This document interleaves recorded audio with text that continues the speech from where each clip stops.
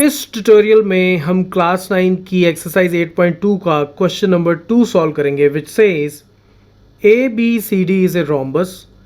तो A B C D एक rhombus है। रोम्बस का मतलब इसकी चारों साइड्स आपस में क्या है, बराबर। Okay, and P Q R S are mid points of A B B C C D and D A respectively. यानी कि ये mid point P, A B का मिड पॉइंट, यहाँ क्यू, देन आर और एस, तो ये चारों points in चारों साइड्स के मिड पॉइंट्स हो गए। Prove that quadrilateral P Q R S is a rectangle. तो यानी कि अगर पी क्यू आर एस मैं यहाँ पे एक क्वाड्रिलेटरल ड्रॉ करूँ तो वो रेक्टेंगल होगी, ये हमें प्रूव करना है। तो let's join these points first. तो हमें ये प्रूव करना है कि P Q R S rectangle है। अब इससे पिछले क्वेश्चन में, क्वेश्चन नंबर 1 में भी हम ये प्रूव कर चुके हैं कि किसी भी क्वाड्रिलेटरल के मिड पॉइंट्स को ज्वाइन करके जो ये क्वाड्रिलेटरल बनती है ये हमेशा क्या होती है, पैरेललोग्राम। इस क्वेश्चन में हम इसको थोड़ा सा क्विकली सॉल्व करेंगे। अब हम सबसे पहले इसको विजुलाइज करते हैं कि हमने इसको प्रूव कैसे करना है। देखो, पहले तो मैं ए और सी को ज्वाइन करता हूँ। ओके, ये मैं एक डायगोनल बना लेता हूँ यहाँ पे, और एक डायगोनल में बना लेता हूँ बी डी का। अब आप देखो, अब अगर आपको पिछले क्वेश्चन में याद हो तो हमने पिछले क्वेश्चन में भी यही सॉल्व किया था कि एक क्वाड्रिलेटरल, जो इस केस में हमारे पास रोम्बस है, उसके चारों साइड्स के मिड पॉइंट्स को अगर हम ज्वाइन करें तो ये जो रेड वाली क्वाड्रिलेटरल बनती है ये हमेशा क्या होती है, पैरेललोग्राम। ठीक है, अब देखो ये पैरेललोग्राम तो प्रूव हो जाएगी, लेकिन इसको रेक्टेंगल प्रूव करने के लिए मुझे क्या प्रूव करना होगा कि इसका कोई भी एक एंगल मैं 90 डिग्री का प्रूव कर दूं तो इसका मतलब ये ओवरऑल क्या हो जाएगी, रेक्टेंगल, ये जो रेड वाली है। ठीक है, अब इसको 90 डिग्री प्रूव करने के लिए मुझे क्या करना होगा, मैं पहले बताता हूँ, आपको समझाता हूँ। ये जो साइड है, ये छोटी वाली साइड, यहाँ से लेके यहाँ तक, अगर इसको मैं इसके पैरेलल प्रूव कर दूँ, इसको मैं इसके पैरेलल प्रूव कर दूँ, तो ये मेरे पास क्या आ जाएगी, एक पैरेललोग्राम। और जो रोम्बस होती है, रोम्बस के जो डायगोनल्स होते हैं वो एक दूसरे को 90 डिग्री पे बाइसेक्ट करते हैं। ठीक है, तो ये एंगल 90 डिग्री हो गया। अब इसको अगर मैं पैरेललोग्राम प्रूव कर चुका हूं और ये एंगल 90 डिग्री का है, तो पैरेललोग्राम के ऑपोजिट एंगल्स भी बराबर होते हैं। तो ये अगर 90 डिग्री का हुआ तो ये भी 90 डिग्री का हो जाएगा। तो ये ओवरऑल मेरे पास क्या बन जाएगी, रेक्टेंगल, क्योंकि ये एंगल 90 डिग्री का आ जाएगा। नहीं समझ में आया, कोई बात नहीं, लेट्स सॉल्व इट। अब मैं पहले ट्रायंगल लेता हूँ A C D. So in triangle A C D, अब इस ट्रायंगल में एस इस साइड का मिड पॉइंट, आर इस साइड का मिड पॉइंट, और ये जो लाइन सेगमेंट है, according to mid point theorem, दो साइड्स के मिड पॉइंट को ज्वाइन करके जो लाइन बनती है वो थर्ड साइड के पैरेलल भी होती है और उसका हाफ भी होती है। ठीक है, तो इन ट्रायंगल ए सी डी, अब ये लाइन सेगमेंट इसके पैरेलल भी होगी और इसका हाफ भी होगी। यहाँ से मैं क्या मिल जाएगा कि S R is parallel to A C and S R is half of A C. ठीक है, ये हो गया। अब नीचे वाली ट्रायंगल ले लेते हैं A B C. So in triangle A B C, इसमें अब ये पी क्यू साइड जो है, ये जो मेरे पास लाइन सेगमेंट आता है पी क्यू, ये भी मिड पॉइंट्स को ज्वाइन करके बनाया गया है, तो ये भी ए सी का पैरेलल और उसका हाफ होगी। तो यहाँ से मेरे पास क्या आ जाएगा, P Q is parallel to AC and PQ is half of AC। अब यहाँ से और यहाँ से मेरे पास क्या आ गया, इन दोनों को अगर आप कंपेयर करोगे तो क्या आएगा आपके पास, SR इसके पैरेलल, PQ इसके parallel, this means SR is parallel to PQ।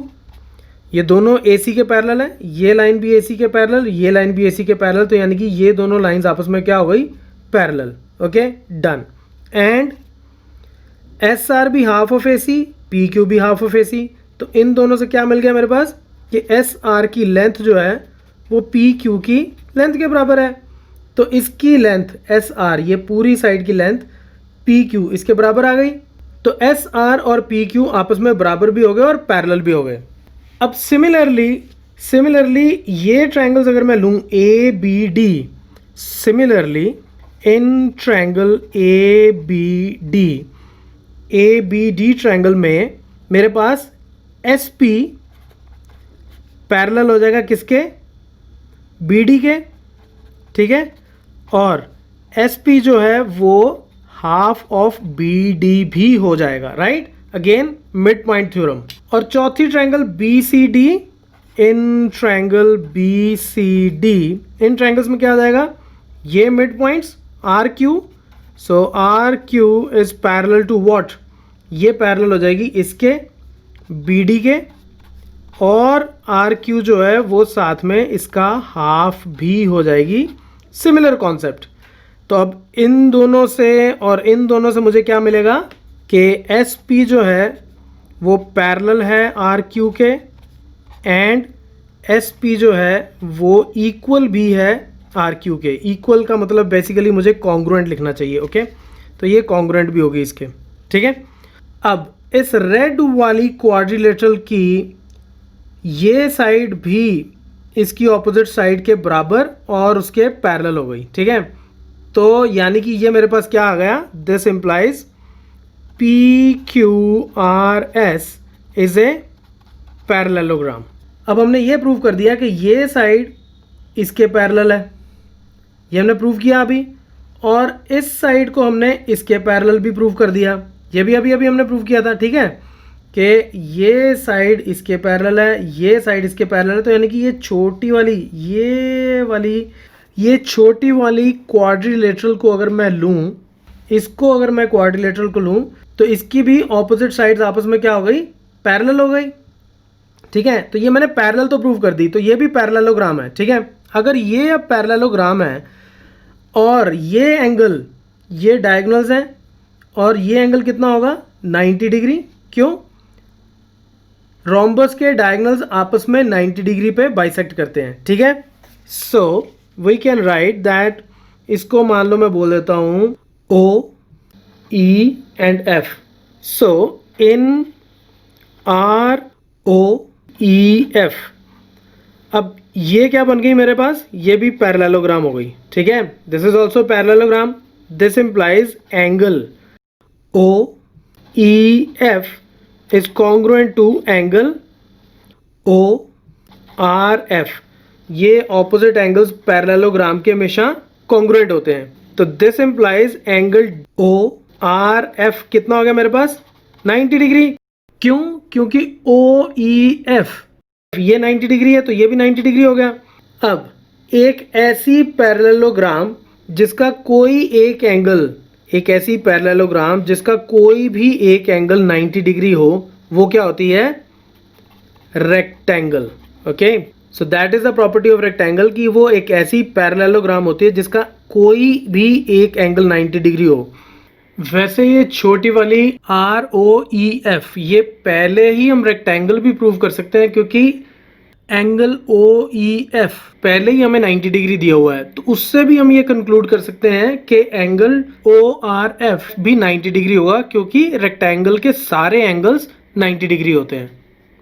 एक एंगल 90 डिग्री हो तो उससे हम ये प्रूव कर सकते हैं कि बाकी सारे भी 90 डिग्री हैं। तो हमें इसको रेक्टेंगल प्रूव करने के लिए सब एंगल्स को 90 डिग्री प्रूव करने की ज़रूरत नहीं होती, हमें सिर्फ ये प्रूव करने की ज़रूरत होती है कि एक पैरेललोग्राम का अगर एक एंगल 90 डिग्री है तो वो रेक्टेंगल होगी।